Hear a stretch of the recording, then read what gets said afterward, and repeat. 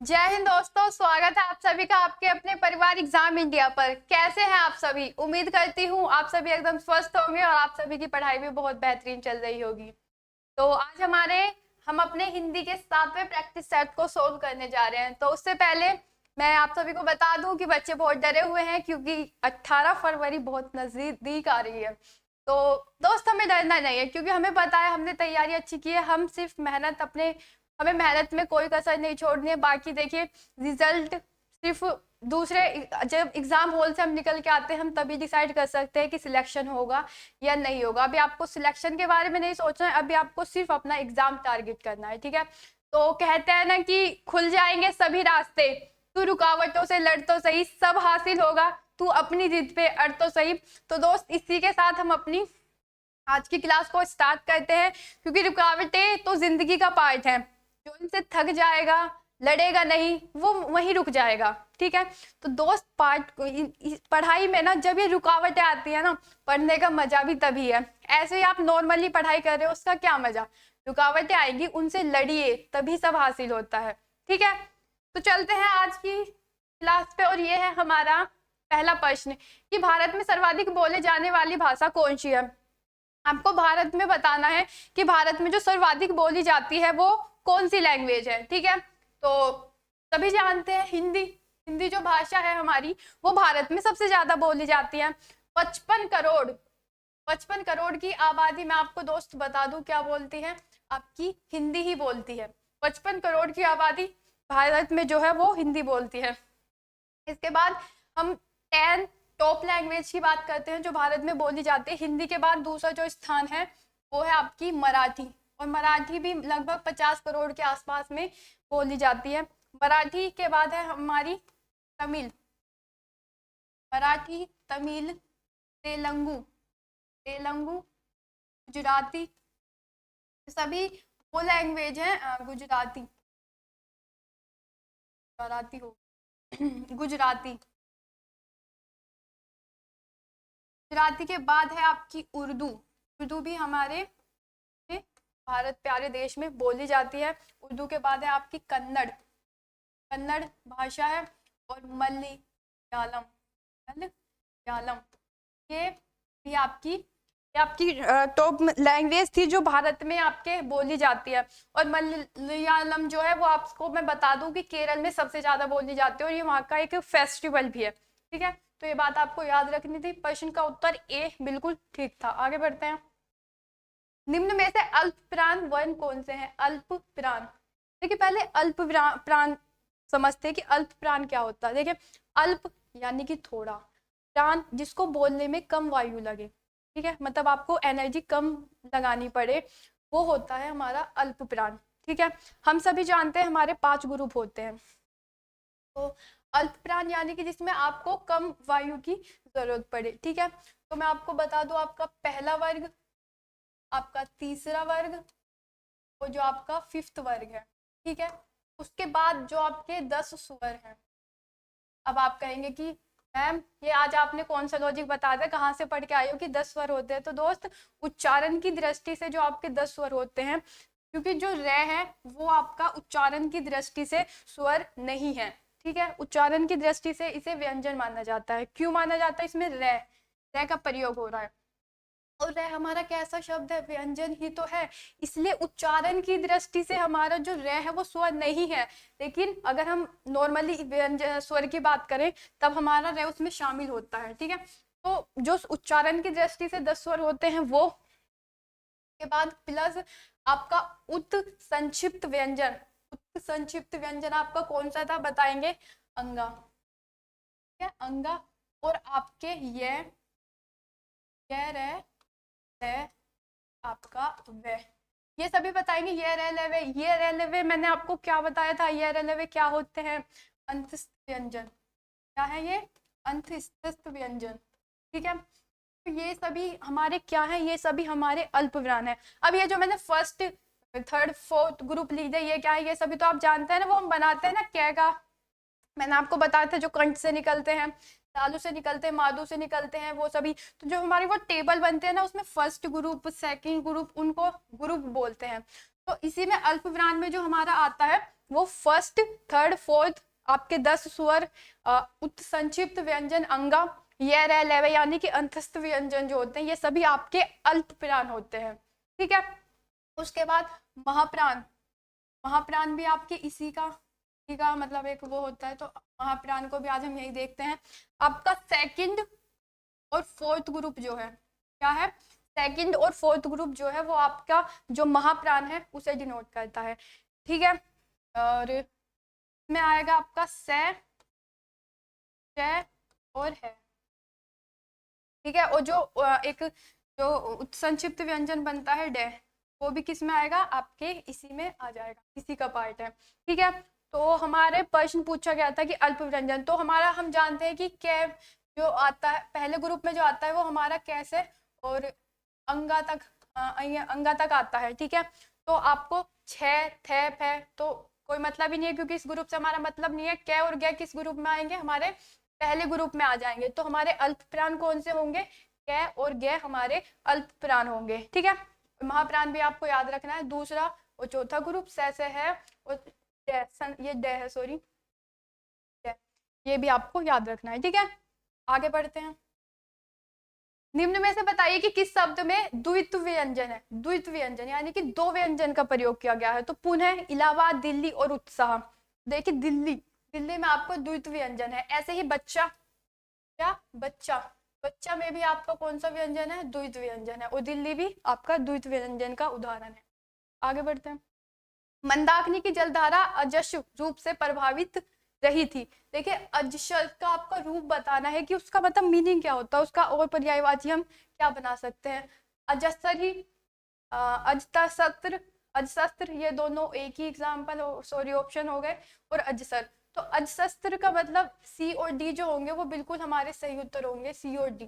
ठीक है। दोनों ही ऑप्शन एक जैसे हो गए हैं, तो सी और डी हमारे बिल्कुल सही उत्तर होंगे। इसका जो मीनिंग होता है ना वो होता है लगातार। क्या है, लगातार, यानी कि कोई भी चीज आप कंटिन्यू कर रहे हैं। तो अजस्सर का मतलब है कि आप कोई भी चीज लगातार कर रहे हैं। ठीक है। हिंदी भाषा का ये शब्द है लगातार। निम्नलिखित में से वाक्य के शुद्ध रूप का चयन करना है। आपको शुद्ध रूप बताना है कि इनमें से कौन सा शुद्ध रूप है। ठीक है। उसे अनुत्तीर्ण होने की संशय है, उसे अनुत्तीर्ण होने की शक है, मतलब होने का भी शक है कि पास होगा या नहीं। उसे अनुत्तीर्ण होने की आशा है, उम्मीद है। उसे अनुत्तीर्ण होने की आशंका है। तो देखिए संशय तो कोई शब्द नहीं, शक, शक का तो कह ही नहीं सकते भाई, शक ही तो है। और आशा तो कितनी है हमारी, क्या ही कहें। तो उसे अनुत्तीर्ण होने की आशंका है, यानी कि आशा भी है और शंका भी है, दोनों का मिक्सचर करके हमने क्या कर दिया, आशंका। डी जो होगा वो बिल्कुल सही उत्तर होगा, यानी कि जो उसे अनुत्तीर्ण होने की आशंका है। डी ऑप्शन बिल्कुल सही होगा। ठीक है। आगे बढ़ते हैं। निम्न में से संयुक्त वाक्य का चयन करना है हमें। संयुक्त वाक्य, वाक्य में आपको बता दूं हमारे 3 प्रकार के वाक्य होते हैं। सरल वाक्य, दूसरा आपका संयुक्त वाक्य जो आपसे पूछा गया है, और एक जो थर्ड टाइप होता है उसका मिश्र वाक्य, यानी कि जब 2 वाक्यों की बात की जाए। तो संयुक्त में आपके 2 वाक्य की बात की जाएगी। ठीक है। जो परिश्रम करता है वही आगे बढ़ता है। ठीक है। जो परिश्रम करता है वो आगे बढ़ता है, ये हमारा एक सरल वाक्य हुआ। मैं पढ़ता हूँ और वह गाता है, यानी कि 2 अलग अलग वाक्यों की बात हो रही है, क्योंकि मैं पढ़ता हूँ और वो क्या करता है, गाता है। और इसे जोड़ा किसके द्वारा गया है, आपके संयुक्त वाक्य।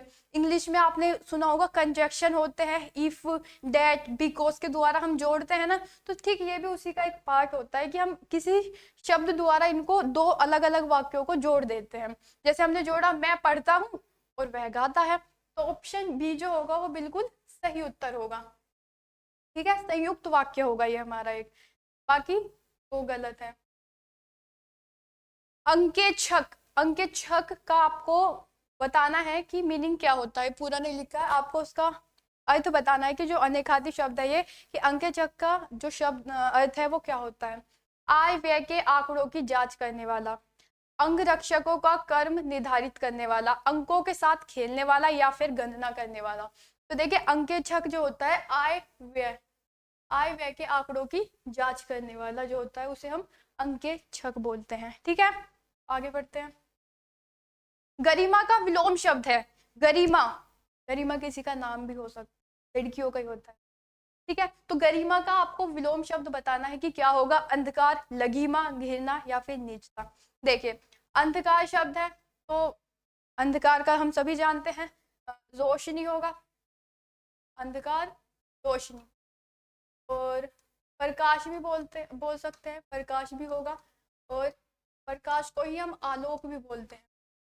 तो ये तीन बिल्कुल इसके सही विलोम शब्द होंगे। और अंधकार को क्या बोलते हैं?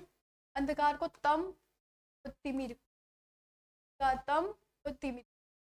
ठीक है, तो ये तो हमारे विलोम के पर्यायवाची हुए, तो सॉरी अंधकार के विलोम हुए। ठीक है, और घृणा, घृणा किसी से नफरत करना, तो इसका विलोम क्या होगा? स्नेह, स्नेह या फिर प्रेम, स्नेह और प्रेम इसके विलोम शब्द होंगे। नीचता, नीचता यानी कि कोई व्यक्ति नीच है तो आप क्या हो? महान हो। महान वैसे कोई नहीं होता।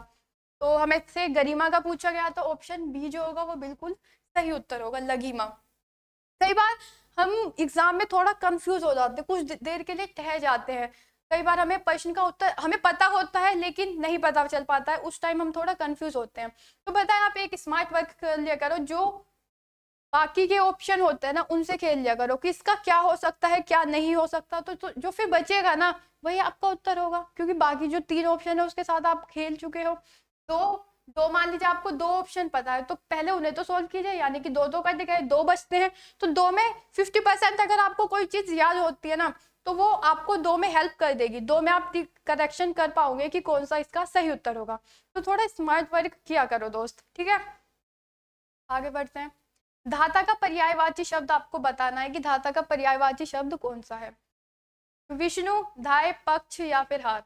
धाता अर्थात विष्णु जी का पर्यायवाची शब्द है। और बताइए कि विष्णु जी के पर्यायवाची शब्द और क्या होंगे। उपेंद्र, क्या है? उपेंद्र। दामोदर, दामोदर क्या? दामोदर भी आपके विष्णु जी का पर्यायवाची शब्द है। खुद, खुद का एक पर्यायवाची शब्द है। उसके बाद चक्र प्राणी, चक्र प्राणी, चक्र प्राणी में कौन सा समास है एक बार सभी दोस्त बताएंगे कौन सा समास है। और देखिए धाई, आप सभी जानते हैं जो पहले राजा महाराजा हुआ करते थे उनके जो बच्चे होते थे उन्हें बहुत ही प्रसिद्ध महिलाएं जो होती थी वो दूध पिलाती थी। ठीक है, और प्रसिद्ध क्यों पिलाती थी? क्योंकि वो जो ऐसा बोला जाता था पुराने हमारे उसमें कि जो 6 महीने बच्चे जिसका दूध पीता है ना उस दूध में बड़ी बड़ी शक्ति होती है। ठीक है, तो इसलिए राजा महाराजा क्या करते थे, जो भी प्रसिद्ध महिलाएं होती थी उनको अपने बच्चे को देते थे, यानी कि धाय के रूप में बोलते थे ना, धाय माँ, जैसे अकबर की धाय माँ थी जिन्होंने उनको 6 महीने तक दूध पिलाया, तो वो धाय माँ, उस वाले धाय माँ की बात की गई है। तो धाय माँ, परिचारिका, परिचारिका भी बोलते हैं इनको, परिचारिका। के बाद उपमाता, कि भाई दूसरी माता है केवल जन्म देने वाली तो वो नहीं है, उपमाता। तो ये सभी धाय माता, उन्हें धाय माता बोला जाता था। ठीक है, आया, आया भी बोल देते थे कभी कभी। ठीक है, आपको याद रखना। के बाद पक्ष तो है चाहिए हार। मान लीजिए आप किसी से हार गए तो क्या बोल लेंगे? परिभाव, परिभाव यानी कि हारना एक परिभाव है। उसके बाद शिकस्त, शिकस्त यानी कि हारना, मतलब उससे आपने शिकस्त खा ली यानी कि आप उससे हार गए। ठीक है, तो ऑप्शन ए जो था वो बिल्कुल सही उत्तर था। देश को हानि जय चंद्रों से होती है में संज्ञा है, जय चंद्रों से होती है, तो आपको इसमें संज्ञा बतानी है कि इसमें कौन सी है संज्ञा है जो प्रयुक्त हुई है। जातिवाचक, व्यक्तिवाचक, भाववाचक या फिर द्रव्यवाचक। देखिए ये जय चंद्र हो, अगर ये लिखा होता जय चंद्र, जय चंद्र, तो बताएंगे वैसे भी तो ये कौन सी संज्ञा होगी? जय चंद्र। तो मैंने आपसे क्या, दुनिया में अकेले, क्या हो? दुनिया में अकेली हो जिसे आप थाली में बना सकते हैं, वो क्या होगी? हमारी व्यक्तिवाद। तो जयचंद्र किसी का नाम है तो नाम तो वो केवल एक ही रहेगा ना, जयचंद्र बहुत सारे हो सकते हैं नो डाउट, लेकिन वो नाम तो दोस्त केवल एक ही है ना, जयचंद्र। तब वो हमारी व्यक्तिवाचक संज्ञा होती है। लेकिन क्वेश्चन में क्या पूछा गया है कि जयचंद्रो, बहुत सारे जयचंद्र हैं, तो कौन सी होगी, क्या होगा, जातिवाचक संज्ञा। यानी कि एक नाम से ही बहुत सारे लोगों का पता चल रहा है, तो क्या है हमारी जातिवाचक संज्ञा। ठीक है, आगे बढ़। दिए गए शब्दों में अशुद्ध वर्तनी वाला शब्द आपको बताना है कि अशुद्ध वर्तनी वाला शब्द कौन सा है। ठीक है, तो उब और चुब, उब भी सही लिखा गया है वर्तनी में और चुब भी सही है। ठीक है, नति भी बिल्कुल सही लिखा गया है, ऊंचाई भी सही है, उभय भी सही है। तो अब आप कहेंगे कि मैडम ये कैसा क्वेश्चन लेके आ गए आप कि इसमें तो कोई अशुद्ध शब्द ही नहीं है। तो क्या आप बिल्कुल कॉन्फिडेंट है ना कि इसमें कोई भी शब्द अशुद्ध नहीं है? दोस्त है, देखिए उन्नति जो है वो आपका अशुद्ध, ठीक है, बाकी तीन आपके बिल्कुल सही हैं। लेकिन उन्नति को हम कैसे लिखते हैं, उ, तो जो आपका पूरा नय बनता है ना, उसी में से हम एक नय बनाते हैं, ठीक है, वो तब लिखते हैं वो उन्नति। ठीक है, याद रखेंगे, जो हमारा पूरा नय बनता है उसी में से हम एक छोटा नय बनाते हैं, वो बनता है हमारा उन्नति। तो उसकी जो शुद्ध वर्तनी है वो ये है। अन्वय का सही संधि विच्छेद, अन्वय, अन्वय का आपको सही संधि विच्छेद बताना है। ठीक है, अन्वय का आपको सही संधि विच्छेद बताना है। देखिए वह दिया गया है और मैंने क्या कहा है, जब भी आपको कभी यह, वह और रे देखने को मिले और उनके तुरंत पहले क्या हो, आधा अक्षर हो, तो वो कौन सी हमारी जन संधि। बात तो हमने ये क्लियर की, कौन सी संधि है, हमारी जन संधि है। और अगर यह है तो किस में बदलेंगे, छोटी ई, वह है, वह है टी में बदलेंगे। ठीक है, अब हमें शब्द क्या दिया गया है, अन्वय। तो ए, वह किस में परिवर्तित होगा, हमारी छोटी ऊ में परिवर्तित होगा। ठीक है, तो अनु, ठीक है, जमा व्यय, आगे क्या बचता है, अब यही तो बचेगा, तो ये को हम खाली तो लिखेंगे नहीं क्योंकि इसमें कौन सा स्वर प्रयुक्त हुआ है, ए, ठीक है, इसमें ए स्वर प्रयुक्त हुआ है, तो अनु और जमा ए, इसकी जो संधि विच्छेद बनेगा अनु और ए। ऑप्शन ए जो होगा वो बिल्कुल सही उत्तर होगा। ठीक है, आगे चलते हैं। दीर्घ चल का सही संधि विच्छेद आपको बताना है कि कौन सा है। दीर्घ प्लस सॉरी जमा अंचल होगा, दीर्घ अंचल होगा, दीर्घ अंचल होगा या फिर दीर्घ। देखिए ये इसमें हलंत का प्रयोग किया गया है, क्या हलंत का प्रयोग किया गया है, यानी कि कौन सी संधि है। एक बात तो क्लियर है, अगर इसमें हलंत का प्रयोग किया गया है तो ये हमारी कौन सी संधि है, व्यंजन संधि। ऐसा कहेंगे कि व्यंजन संधि में क्यों, क्योंकि देखिए दोस्त इसका संस्कृत नाम मैं आपको बताऊं ना, तो जो व्यंजन का संस्कृत नाम है वो हल ही, व्यंजन का जो संस्कृत नाम है वो हल ही है, जो ऐसे लगा देते हैं उसे हम हलंत बोलते हैं। ठीक है, तो दीर्घ, अब जो हलंत है वो किस में यूज किया गया है, सी पार्ट में यूज किया गया है, यानी कि दीर्घ, दीर्घ और अंचल में, इस दीर्घ में आपका हलंत प्रयोग किया गया है और अंचल, तो इसका संधि विच्छेद तो दीर्घ और अंचल होगा। और ये संधि कौन सी है, तो आपकी व्यंजन संधि है। ऐसे आप मुझे बताइए कि स्वर, स्वर का जो संस्कृत शब्द है वो क्या है। क्वेश्चन में पूछा गया है कि संस्कृत में स्वर को क्या बोलते हैं, तो अच, संस्कृत में स्वर को क्या बोलते हैं, अच। याद रखना है, पूछा गया प्रश्न है, आपके एग्जाम में भी पूछ सकते। ठीक है, आगे चलते हैं। कनिष्ठ शब्द में प्रयुक्त प्रत्यय आपको बताना है। तो प्रत्यय तो आप सभी जानते हैं ना, मान लीजिए आपका कोई भी एक शब्द है, तो दो शब्द, दो तरीके से आप उस शब्द को बना सकते हैं। अगर आप उसके शुरुआत में जोड़ते हैं तो उसे हम बोलते हैं उपसर्ग। अगर आप स्टार्टिंग में कोई शब्द जोड़ते हैं वो, तो वो हमारा उपसर्ग होगा और अगर अंत में जोड़ते हैं तो वो होगा हमारा प्रत्यय। ऐसे ही एक बार पूछ लिया था, जो वाक्य के शब्द के शुरू में जुड़ते हैं उपसर्ग कहलाते हैं, लेकिन उन उपसर्ग को क्या बोलते हैं, शब्दांश। कभी भी आपसे शब्द दे, वाक्य दे, उपवाक्य दे नहीं लगाना है, क्योंकि शब्द उपसर्ग हुआ या फिर प्रत्यय हुआ क्या होते हैं, हमारे उपसर्ग हो, सॉरी शब्दांश होते हैं। ठीक है, तो कनिष्ठ में पूछा गया है, यानी कि इसमें इष्ट, इष्ट प्रत्यय का प्रयोग किया गया है, इष्ट प्रत्यय का प्रयोग किया गया है। आगे चलते हैं। निम्नलिखित वैसे कर्मधारय समास, कर्मधारय समास किस में है। समास हमने जाने थे बताएंगे सभी कि समास कितने प्रकार के होते हैं। मैंने बताया था समास वैसे तो देखो 6 प्रकार के होते हैं, लेकिन प्रधानता की दृष्टि से समास 4 प्रकार के। तो जानेंगे हम कि ये 6 और 4 का क्या कनेक्शन बता रहे हैं। तो हमसे कर्मधारय समास पूछा गया है। तो कर्मधारय समास के बारे में मैं आपको एक बात बता दूं, जब भी आपको विशेषण, विशेषण आप सभी जानते हैं, विशेषण, जिस वाक्य में आपको विशेषण और विशेषण दिए हों वो हमारे कर्मधारय होते हैं। और उपमेय और उपमान में जिसकी तुलना की जाए और उपमान जिससे की जाए, जब भी आपको ये दो की भी वाक्य में प्रयुक्त होते नजर आए तो हमारा वो कर्मधारय समास होगा, कर्मधारय समास होगा। तो देखिए चक्र प्राणी, चक्र प्राणी यानी कि चक्र है जिसके हाथ में अर्थात विष्णु, यानी कि दो वाक्य मिलके किसी तीसरे तरफ वाक्य के शब्द को निर्धारित कर रहे हैं, तो ये होता है हमारा बहुव्रीहि, बहुव्रीहि, बहुव्रीहि समास होता है हमारा, जो दो वाक्य मिलके किसी तीसरे की तरफ मतलब उसका कोई अलग ही मीनिंग निकाले, वो होता है हमारा बहुव्रीहि। चक्र प्राणी कैसा है हमारा, बहुव्रीहि। अब इसमें देखिए चतुर्युग्म, चतुर्युग्म यानी कि 4 संख्याओं की बात की गई है, और जब भी कभी आपको दोस्त संख्या देखने को मिले ना तो वो होता है हमारा दीर्घ, क्या होगा, दीर्घ समास। ठीक है। डी में है माता पिता। तो मैंने क्या कहा था, जब आपसे विलोम शब्द की बात की जाए या फिर पूरक शब्दों की बात की जाए तो वो कौन सा समास होगा हमारा, क्या होगा, द्वंद्व समास। ठीक है। और बीच में एक ये भी लगा हुआ है, तो ये तरीके से द्वंद्व समास की पहचान होती है।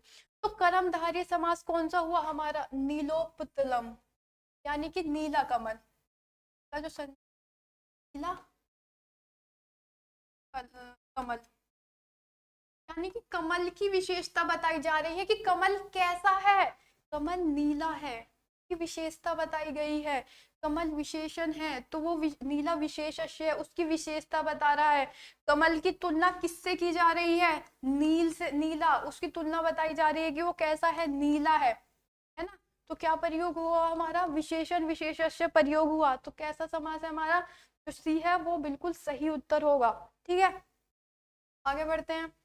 अनायास में कौन सा समास है, अनायास में आपको समास बताना है, निरज्ञ, तिरंत, दीर्घु या फिर अव्ययी भाव। ठीक है। तो अनायास में कोई समास नहीं, निरज्ञ यानी कि नकारात्मक समास। ठीक है। नकारात्मक शब्द है ये, केवल एक सिर्फ आपको भयभीत करने के लिए दिया गया था प्रश्न एक बार एग्जाम में, लेकिन अनायास का कोई समास नहीं होगा, वो केवल एक निरज्ञ है यानी कि नकारात्मक शब्द है। ठीक है, तो ये बिल्कुल सही उत्तर। चाय किस भाषा का शब्द है, कई बार आपको कोई भी चीज दे देता है और वो पूछ लेता है कि ये किस भाषा से बिलोंग करता है। ठीक है, चाय बताना है आपको, चीनी, जापानी, अंग्रेजी या फिर फ्रेंच। वैसे सर्दी बहुत हो रही है, आप सभी भी चाय ही पी रहे होंगे मजे से, तो फिर तो आपको पता होना चाहिए कि चाय किस भाषा से, मतलब कहाँ से लिया गया है। तो चाय दोस्त मैं आपको बता दूं चीनी भाषा से लिया गया है।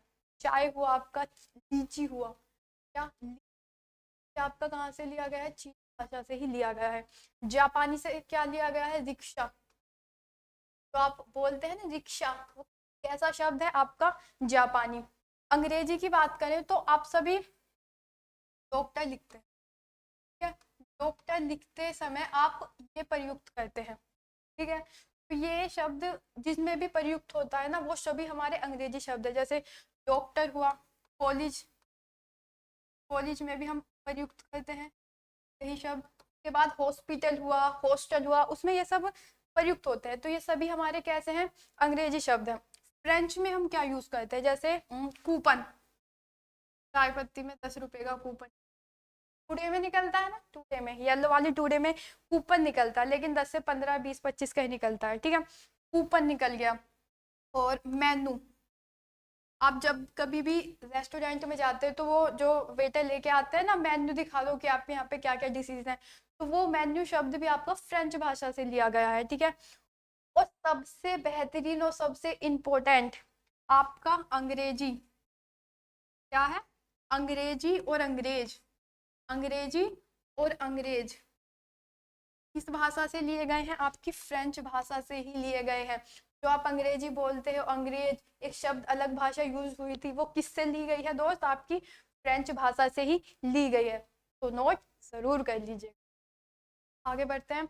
रेलगाड़ी शब्द है, तो रेलगाड़ी तत्सम है, देशज है, विदेशज है, या फिर आपका शंकर है? देखिए रेलगाड़ी आपका शंकर शब्द है। अब बोलते हैं ये शंकर तो हमने पहली बार सुना है, एक तो शिव शंकर सुना था, ये शंकर कहाँ से आ गया तत्सम तद्भव में?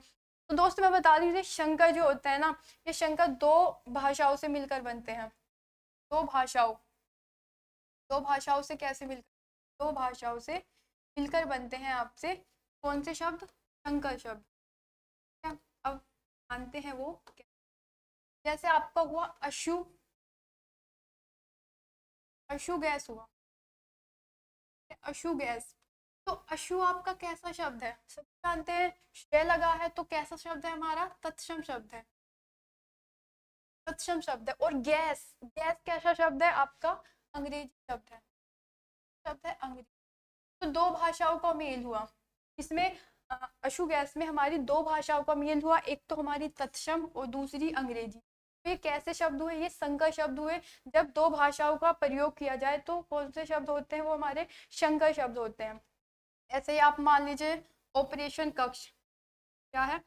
ऑपरेशन, तो ऑपरेशन कैसा शब्द है? ऑपरेशन हमारा अंग्रेजी शब्द है, और कक्ष कैसा शब्द है? हिंदी शब्द है। दो भाषाओं का यूज हो रहा है, प्रयोग हो रहा है। तो ये सभी हमारे क्या होते हैं जिसमें हम दो भाषाओं का प्रयोग करें, वो हमारे संकर शब्द है। जैसे रेलगाड़ी दिया था, तो रेल कैसी? रेल कैसा शब्द है? रेल हमारा इंग्लिश शब्द है, और जो गाड़ी है वो आपका हिंदी शब्द है। तो दो भाषाओं का मिलन से जो शब्द बनते हैं वो हमारे संकर शब्द होते हैं। ठीक है, आगे चलते हैं। भारतीय शब्द का बहुवचन बताइए कि भारतीय शब्द का बहुवचन क्या होगा? भारतीयों, भारतीयों, भारतीयों, या फिर इनमें से कोई नहीं? बताएंगे सभी भारतीय का बहुवचन। भारतीयों, भारत, भारतीयों, भारत भारतीयों का है। ठीक है, ये जो होगा वो बिल्कुल सही उत्तर होगा।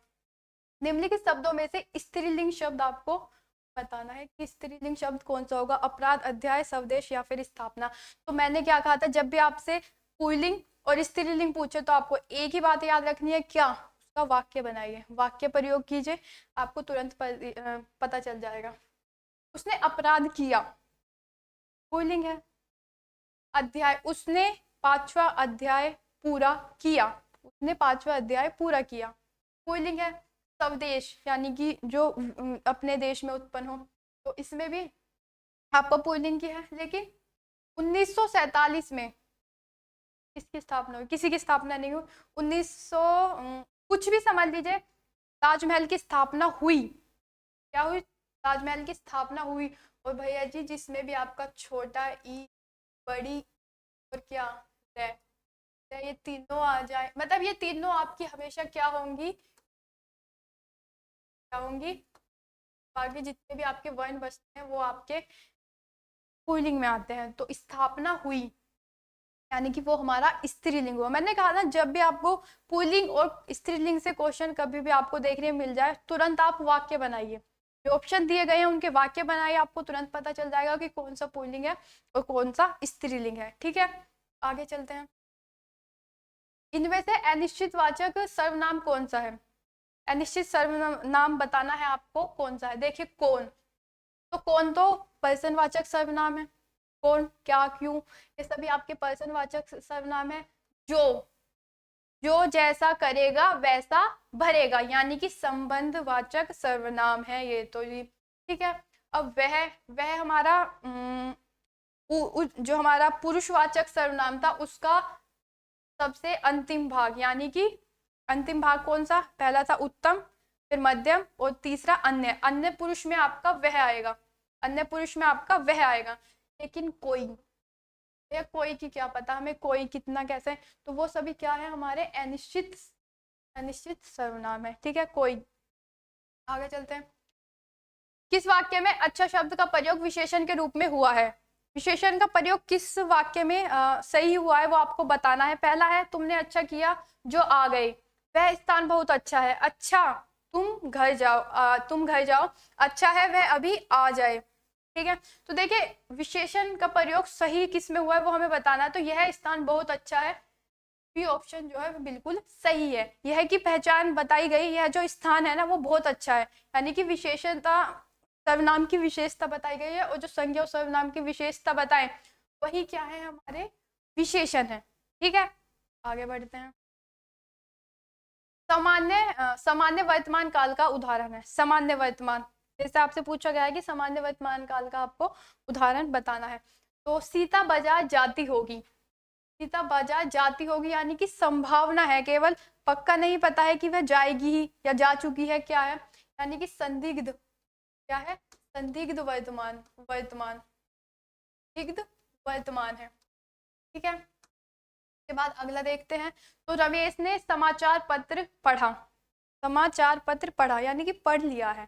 ठीक है, तो ये तो हमारा सामान्य है, सामान्य भूतकाल है, कि पढ़ लिया है तो सामान्य भूतकाल है। ठीक है, के बाद अगला टेंस क्या कहता है कि वर्षा हो रही थी। वर्षा हो रही थी, वर्षा हो रही थी यानी कि मतलब अपूर्ण, अपूर्ण भूतकाल। कौन सा है, अपूर्ण भूतकाल है। और पूछा क्या गया था, सामान्य वर्तमान, यानी कि वह कोलकाता जाता है। वह कोलकाता, वह कोलकाता, वह कोलकाता जाता है। ऑप्शन डी जो होगा वो बिल्कुल सही उत्तर होगा। ठीक है, आगे चलते हैं। बृहत विशेषण का उत्तम अवस्था है। आपको बृहत्तर विशेषण का उत्तम अवस्था बतानी है। देखिए मैंने आपसे कहा था कि जो विशेषण है, विशेषण के टाइप कितने प्रकार के होते हैं, ऐसे विशेषण 6 प्रकार के होते हैं। लेकिन अगर आपको कि विशेषण की दृष्टि से पूछता है तो आपके 4 प्रकार के विशेषण पूछे जाते हैं। और उनकी मूल अवस्था, मतलब अवस्थाओं की बात की जाए, विशेषण की अवस्था, विशेषण की अवस्था कितने प्रकार की होती है, एक बार सभी दोस्त बताएंगे। विशेषण प्रकार की होती है, विशेषण की जो अवस्था होती है वो 3 प्रकार की है। विशेषण की अवस्था 3 प्रकार की है। पहली है आपकी मूल अवस्था, है मूल अवस्था। ठीक है, मूल अवस्था है विशेष, पहली है। उसके बाद दूसरी है उत्तर अवस्था, उत्तर अवस्था। और जो तीसरी आपसे प्रश्न में पूछी गई है कि उत्तम, उत्तम अवस्था, तो वो तीसरी ही अवस्था है आपकी विशेषण की। तो देखिए मूल अवस्था क्या होती है, जब केवल एक ही व्यक्ति की तुलना है, यानी कि रमेश अमीर है, रमेश अमीर है, सीता चालाक है, तो केवल एक व्यक्ति की तुलना की जा रही है, वो भी उसके स्वयं से। ठीक है, उत्तर अवस्था यानी कि जब 2 लोगों को कंपैरिजन किया जाए, राम सोहन से अमीर है, 2 व्यक्तियों की तुलना की जा रही है, सीता जो है वो राधा से चालाक है, 2 व्यक्तियों की तुलना की जा रही है, जिसमें आपके 2 व्यक्तियों की तुलना की जाए वो आपकी उत्तर अवस्था होती है। और उत्तम, उत्तम अवस्था में यानी कि सभी के बीच कंपैरिजन किया जाए, कक्षा में सबसे अधिकतम अंक किसने प्राप्त किए, तो वो होते हैं जब कंपैरिजन सभी के बीच हो, वो हमारी उत्तम अवस्था होती है। ठीक है, ये 3 अवस्थाएं होती हैं। जैसे दीर्घ शब्द है, मान लीजिए आपका दीर्घ शब्द है, तो दीर्घ की ये मूल अवस्था है। ठीक है, दीर्घ की मूल अवस्था है, लेकिन इसी की जो सेकंड अवस्था बनेगी वो क्या बनेगी, दीर्घ, क्या होगा, दीर्घतर। और जो तीसरी बनेगी वो क्या बनेगी, दीर्घतम, दीर्घतम। ऐसे ही उच्च, उच्चतर, उच्चतम, है ना। ऐसे ही अगर आपसे मूल अवस्थाएं बनाने को दे दे तो आपको ये याद रखनी है, उनकी सहायता से आप बना लेंगे। ठीक है, इसलिए बताना था। तो बृहत की आपसे उच्चतम अवस्था पूछी थी, तो अब तो आप सभी बता देंगे कि क्या बनेगा, बृहत्तम की तीसरी अवस्था उससे पूछी गई थी, तो ऑप्शन सी जो होगा वो बिल्कुल सही उत्तर होगा। आगे चलते हैं। सभा में साथियों, सॉरी ये थोड़ा मिसप्रिंट हो गया, ये है 20, क्या है, बीसीओ। तो सभा में 20 लोग थे, इसमें विशेषण का कौन सा भेद है, 20 लोग। ठीक है, एक बार मैं आपसे जानना चाहती हूँ कि ये इसमें मतलब कौन सा विशेषण, इतनी देर काफी टाइम से हम विशेषण को पढ़ रहे हैं, काफी क्वेश्चन भी कर चुके हैं, तो एक बार सभी दोस्त बताएंगे कि इसमें कौन सा विशेषण प्रयुक्त हुआ है, मैं आपसे जानना चाहती हूँ एक बार। ठीक है, तो बीसीओ, बिल्कुल, मुझे बिल्कुल उम्मीद थी कि आपका प्रश्न का उत्तर बिल्कुल यही होगा, सी सी सी सी, जो कि बिल्कुल गलत है। क्या पढ़ रहे हो? इतनी बार कहा है क्वेश्चन को, इतना इतना आसान आपको नहीं समझना है। बस 20 दिखा, संख्यावाचक दिखा, तो निश्चित संख्यावाचक होगा। क्यों होगा भाई? 20 कोई संख्या को डिनोट थोड़ी कर रहा है। 20 बीसियों में कितना आएगा? 20 सिर्फ एक संख्या को डिनोट कर रहा है, लेकिन 20 लाखों हजारों ऐसे थोड़ी होता है कि आप उसे संख्यावाचक मान लेंगे। निश्चित वो भी नहीं दोस्त। जब भी आपसे 20 अगर ये केवल होता 20, तो आपका ऑप्शन सी बिल्कुल सही था, बिल्कुल सही था। लेकिन इसमें 20 की बात की गई है। कभी भी हजारों, लाखों, करोड़ों की बात करें तो वो क्या होगा? हमारा अनिश्चित, अनिश्चित संख्यावाचक होगा। ठीक है, तो गलती नॉट अलाउड, गलती बिल्कुल नहीं करनी है। क्वेश्चन को ध्यान से रीड कीजिए। ऐसे ही कोई हलवा क्वेश्चन नहीं लेके आ रहे हैं आपके लिए, मेहनत लगती है, बहुत शानदार क्वेश्चन लेके आते हैं ताकि आप कुछ नया सीखें, आपको दिमाग आप थोड़ा यूज करो। करते ही नहीं। अब मुझे उम्मीद थी कि आप बहुत से दोस्त सी ही बता देंगे बिना सोचे समझे। हर क्वेश्चन को ऐसे ही वो एग्जामिनर इतना हलवा क्वेश्चन भी नहीं देगा, इतना आसान भी नहीं समझना है।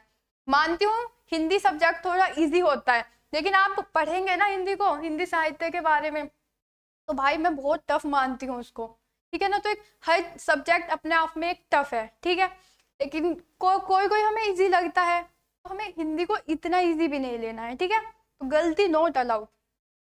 आगे चलते हैं। तो यही थी आज तक की आज हमारी क्लास। 25 प्रश्न थे, 25 प्रश्न हमने सोल्व कर लिए। आप अपना स्कोर जरूर शेयर कीजिएगा। अब आप देखिए कि आप कितना स्कोर कर पा रहे हैं। ठीक है, तो क्लास यहीं तक थी। जो भी दोस्त पहली बार क्लास को देख रहा है वो चैनल को सब्सक्राइब जरूर कर ले और ज्यादा से ज्यादा अपने दोस्तों के साथ शेयर करें। और आप लोग का अगर कोई भी हिंदी को लेके क्वेश्चन रहता है तो आप कमेंट बॉक्स में क्वेश्चन छोड़ सकते हैं। मैं अगली वीडियो में या फिर कमेंट बॉक्स में आपको उसका रिप्लाई जरूर मिलेगा। ठीक है, तब तक पढ़ाई अच्छे से कीजिए। सर्दी बहुत हो रही है, अपना ध्यान रखिए। हेल्थ का भी थोड़ा ध्यान रखना है, थोड़ा योगा वोगा किया कीजिएगा, क्योंकि पढ़ाई ही एक टारगेट नहीं है, मानसिकता का भी हमें ध्यान रखना होता है। तो सुबह उठ के जरूर आप 10 से 15 मिनट व्यायाम जरूर कीजिए। ठीक है, शाम को थोड़ा टहलना, क्योंकि ये स्वास्थ्य के लिए बहुत अच्छी आदतें होती हैं हमारी। ठीक है, तो मिलते हैं आप सब अगली क्लास में। आपको क्लास कैसी लगी कमेंट बॉक्स में जरूर बताइएगा। तब तक आप अपना और अपनों का ध्यान रखिए, पढ़ाई अच्छे से कीजिए। जय हिंद, जय भारत।